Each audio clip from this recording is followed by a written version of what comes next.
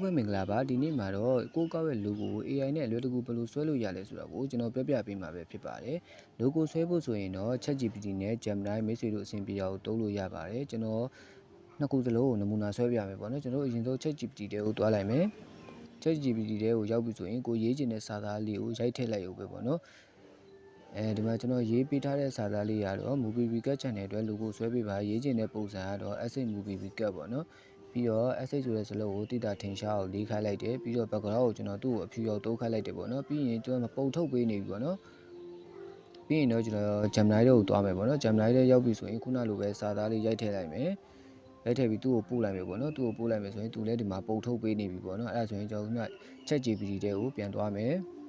ChatGPT ထဲမှာဒီမှာပုံထုတ်လို့ပြီးသွားပြီပေါ့နော်အဲ့ဒါလေးခဏစောင့်ကြည့်လိုက်မယ်သူကမှဒီပုံစံလေးထုတ်ပေးတယ်ပေါ့နော်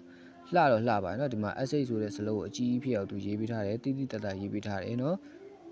တကယ်လို့မိတ်ဆွေတို့ကဒါကိုစေ့ကျင်တယ်ဆိုရင်ဒီအပေါ်ကနေဒီပေါ်ကဒီမှာစေ့ဆိုတဲ့ခလုတ်လေးကိုနှိပ်လိုက်ရုံပဲပေါ့เนาะဒီကောင်လေးကိုနှိပ်ပြီးစေ့လိုက်ရုံပဲပေါ့เนาะဒီမှာစေ့နေပြီပေါ့เนาะဒီမှာဒါဆိုရင်တော့အဆင်ပြေသွားပြီပဲဒါဆိုရင်ကျွန်တော်ခုနက Gemini ထဲမှာထုတ်ထားတဲ့ပုံတစ်ချက်တွားကြည့်မယ် Gemini ထဲမှာလည်းဒီမှာပုံထုတ်လို့ပြီးသွားပြီပေါ့เนาะခဏစောင့်ပေးလိုက်မယ်ဒီမှာတက်လာGemini ကတော့ပို့ပြီးတော့လှတယ်ပေါ့နော်ဒီမှာ